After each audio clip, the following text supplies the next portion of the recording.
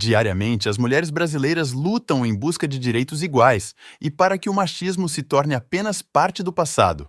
Apesar do nosso país ter muito o que melhorar, é inegável que o Brasil e o mundo progrediu nesse aspecto. A história do nosso povo é marcada por machismo e pela desigualdade de gênero. Há pouco tempo em nossa sociedade, a mulher inegavelmente tinha um papel secundário e de submissão, algo que tem melhorado bastante nas últimas décadas. Pouco a pouco, e com muita dificuldade, a mulher foi conseguindo ter sua voz ouvida e grandes feitos foram alcançados em busca de mais direitos. A ideia de que a função da mulher era apenas cuidar do lar e de sua família limitava muito as escolhas de carreira e, consequentemente, a independência financeira feminina. Houve um tempo em que as mulheres não podiam nem mesmo votar. O direito ao voto para mulheres só passou a valer a partir de 1932.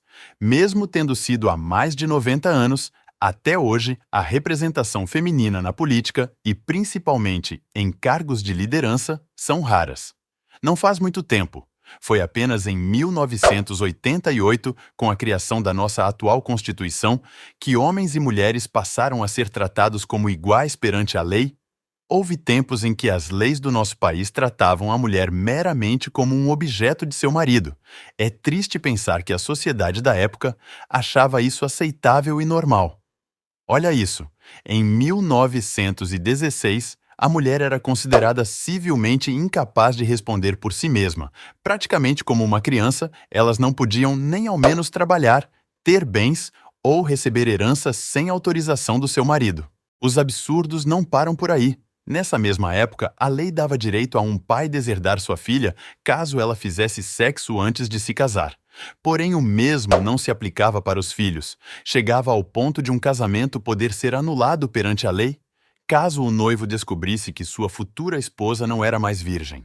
Avançando mais no tempo, na década de 40, muitos anos já haviam passado, mas ainda existiam leis que são inimagináveis nos dias de hoje. Em 1940, traição era considerado um crime, e a lei garantia que a mulher que traísse seu marido perderia tudo.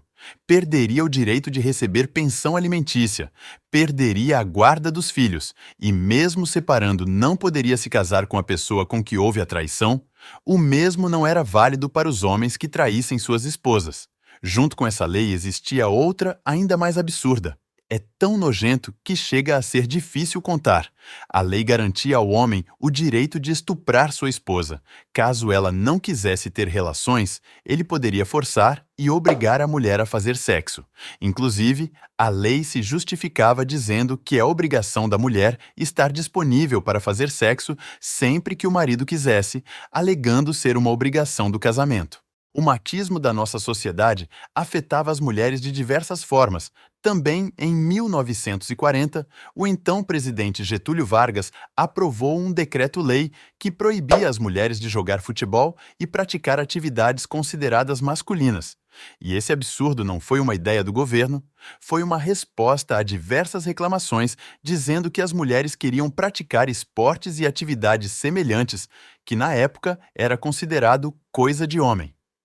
O mais bizarro é que essa lei durou 39 anos, sendo revogada apenas em 1979, quando as primeiras ligas de futebol feminino foram criadas. Mesmo com tudo isso, o século XIX foi ainda pior para as mulheres em comparação com o século XX. Até 1827, o ensino era praticamente exclusivo para os homens. Para as mulheres, o estudo se limitava ao ensino fundamental. Basicamente, a mulher só poderia aprender o básico, como assinar o próprio nome, ler, escrever, coisas simples, e não ia muito além disso.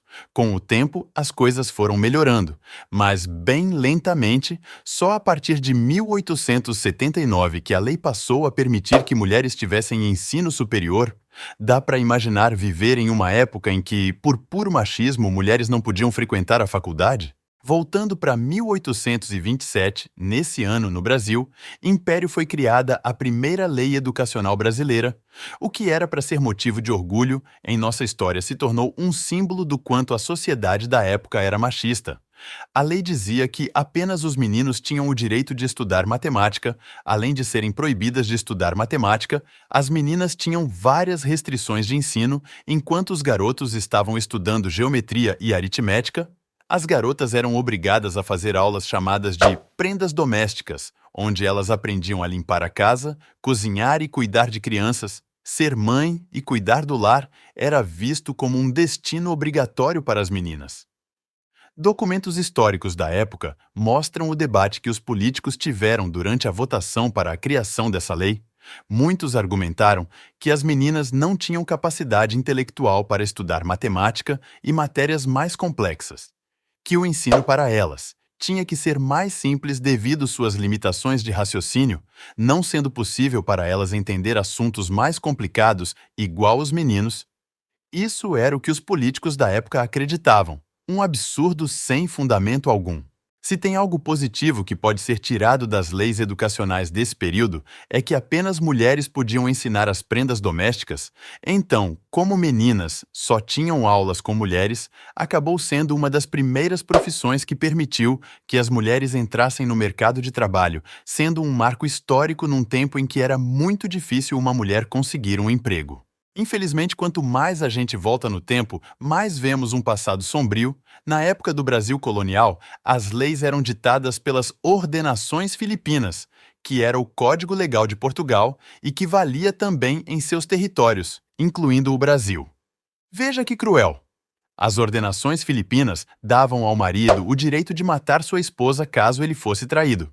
Inclusive, a lei permitia que o marido matasse sua mulher apenas por suspeitar que está sendo traído. Não precisava nem ter provas, e muitas delas foram mortas meramente por desconfiança e, em alguns casos, apenas por boatos inventados propositalmente para que a mulher fosse vítima de seu marido. Vendo como as coisas eram antigamente, pode parecer que leis machistas e discriminatórias ficaram no passado de décadas e séculos atrás e nunca seriam aprovadas nos dias de hoje. Porém, nem tanto. Em 2007, na cidade de Aparecida, em São Paulo, foi aprovada uma lei que proibia as mulheres de usar minissaia. Obviamente, ninguém gostou da ideia. E o efeito foi inverso ao que o prefeito queria. O número de mulheres usando minissaia disparou. Virou moda na cidade inteira. E em pouco tempo, a lei teve que ser revogada. Esse foi o nosso vídeo de hoje. Sabia que no Brasil existiram tantas leis desse tipo? Claro que antigamente, o machismo era muito mais presente em diversos países, e isso não era exclusividade do nosso Brasil. Muita coisa já mudou e muitas conquistas foram alcançadas, mas ainda é possível melhorar em diversas áreas. Obrigado pela sua audiência. Se inscreva em nosso canal e curta o vídeo se você aprendeu algo novo. Tchau!